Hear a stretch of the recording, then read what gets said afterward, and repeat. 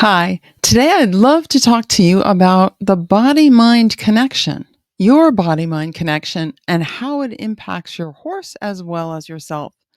And in case we're meeting for the first time, my name is Mary Debono, and this is the Easier Movement, Happier Horses podcast. So, yeah, let's talk about the body mind connection. I think all of us are pretty familiar with the fact that, you know, what we feel physically affects how we feel mentally or emotionally. And it's true the other way around as well, right? So if you start to get worried about something, you get anxious, you can't help but get a physical scaffolding around that emotion, right? I mean, you can't separate the two. And that's why it's often recommended to, for example, slow your breathing way down if you're feeling anxious. And something and let's talk about anxiety because that's actually something that is mentioned a lot when I ask people, what is their number one thing or the top 3 things that they want improvement with. A lot of people will say they want more confidence or they don't want to be so anxious. And a really great question to ask yourself is, how do you know you're anxious? Now that might seem strange, like, what do you mean? Of course I know when I'm anxious. But seriously, how do you know you're anxious? What happens? What this does is this question gets you to feel yourself, to notice the physical manifestations of anxiety.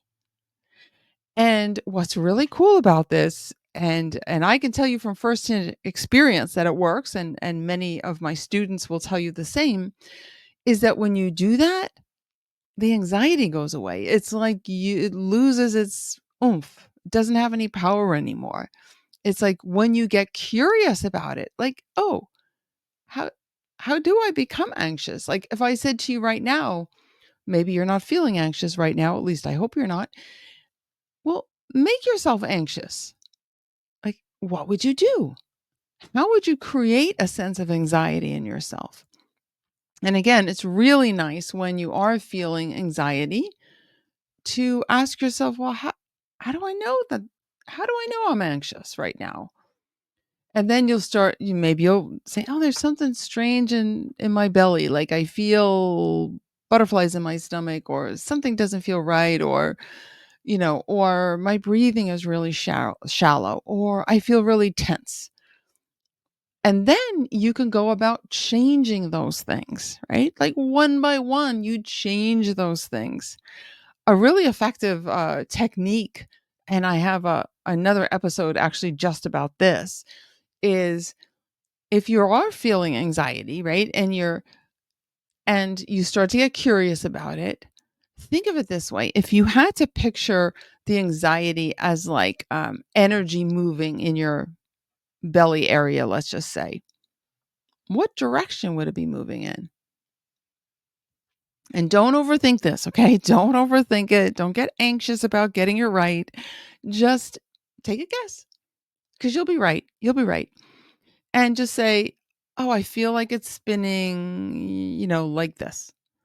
Or I feel like it's spinning, clockwise in front of me or counterclockwise in front of me or whatever it is.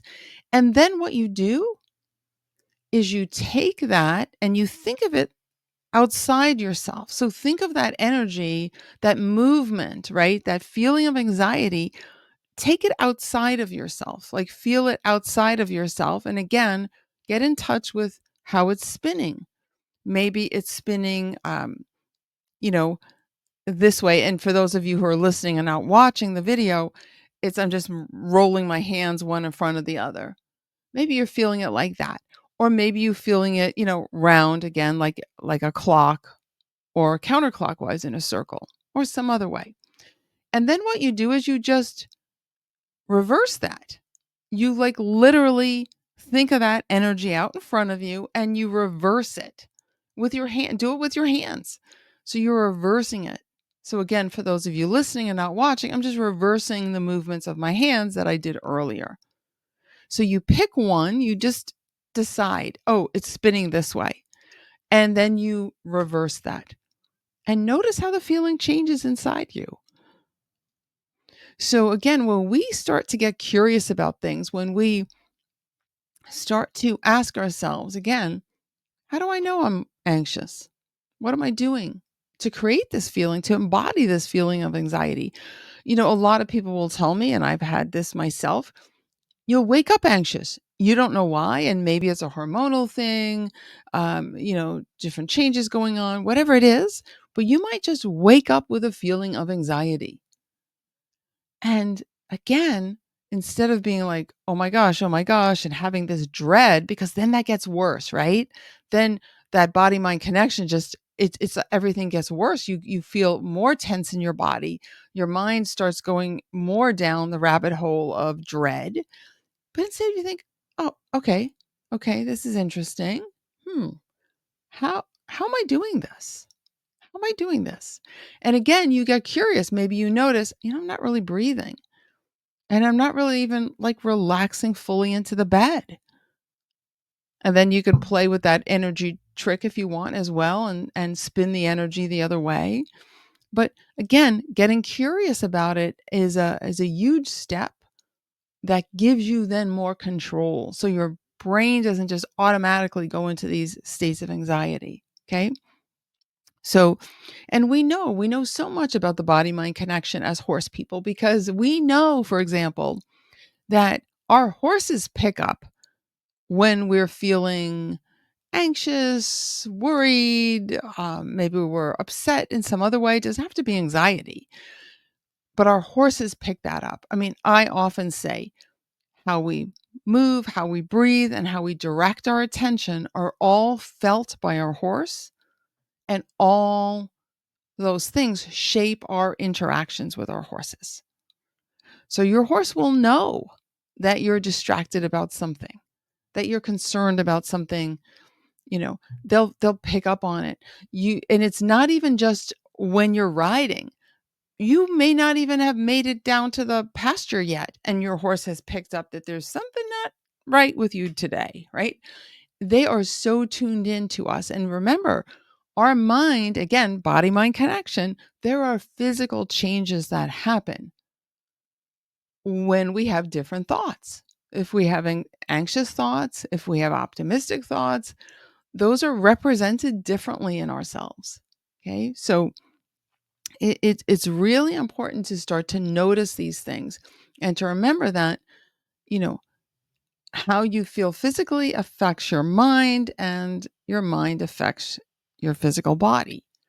And some ways to kind of get control of that is to have awareness of it so you can change it. Is maybe when you get to the barn, you you just take a moment and you breathe, and you notice the smell. I mean, the smells in the barn are so delicious, aren't they? Right? The smell of the hay, you have fresh grass you're smelling, the smell of your horse. I mean, come on. Like, we know how much we love that smell. And you just start to be present. You notice that your anxiety dissipates, because when you're thinking and feeling and attending to present moment sensations, you can't be thinking about other things, right? It's just not possible. So you become present. Your horse will appreciate that, okay? And then you can even do things like just noticing how your feet are contacting the ground, and maybe doing just little movements of shifting your weight, from one foot to the other, kind of making a circular pattern over your feet. Maybe you'll start to notice, oh, wow, I'm heavier on one leg than the other. That's going to help you when you're riding, right? To even that out. So you start to become more aware of things. You start to become more present. And then with your horse, you can do something, I just call it a simple scan. It's you run your hands over your horse only in places where your horse is okay. So if your horse has issues with you touching, up near the pole or anything like that, you just avoid those areas. I mean, we can talk about that another time, about how to help the horse get over that. But for now, you just avoid those areas that cause any anxiety to you or your horse. You stay safe, you're aware of your environment, you're aware of your horse's responses, and you're aware of letting go of unnecessary tension in yourself as you do this. And just the fact of running your hands over your horse will bring more awareness to your horse's body. So you're improving your horse's body mind connection as well, right? And it will often help relax them. You get into a more relaxed state, and so does your horse. And it's not just about relaxation for the sake of relaxation. We want relaxation that is preparing us for action, that is preparing us for movement. So that means you're letting go of unnecessary tension, tension that will actually interfere with your ability to respond, okay, to have, powerful, healthy movement. So the same is true with your horse. So it's not just about like a sedating effect on your horse. It's about being more present and letting go of what's interfering with well-being and with movement, which is those, places that are tense unnecessarily. Many horses have them, and many of us have places in our body as well like that. You might notice it around your shoulders, your neck, your lower back. But I mean, it could be anywhere, your toes. A lot of people grab with their toes all the time, or they're very tense in their hands or their forearms. So these are things as well with the horses. So just even doing a simple scan. I mean, in my programs, Move with Your Horse, I go into more detail about how you can help your horse and yourself, let go of that unnecessary tension because those are habits you have, right? But start with a scan. It can be very, very helpful. Okay. Another thing to do that can be really nice for you and your horse, I might add, is to think back. You can do this right there with your horse. Think back to a really wonderful interaction you had with your horse. Like it could be a ride, it could be like an amazing ride you had, or it could be something you just did on the ground with your horse. It could be something very active, or just a time where you just felt this incredible connection with your horse, just hanging out in the pasture together. I mean, it could be anything. I like to use one with my horse, Breeze, and unfortunately, he's since passed away. But we used to do a lot of what I call liberty play, where I use positive reinforcement, but there's no halter, there's no lead, there's certainly no whip or anything like that. Just in large spaces, large arenas, and we would run around and do different things, kind of like agility, jumping over things, going around things, just lots of really fun stuff. And we both got really creative with it, so we had a lot of fun with it. And that feeling of being so in sync physically and mentally as we were running around was just amazing, right? So I will often kind of anchor to that feeling. I will think about that feeling, right? So it's so think about a time like that with your horse where you had one of those moments, and maybe it happened many times, but think of a specific time and make it really real. Like, imagine the different senses. Like what did you smell? What did you hear?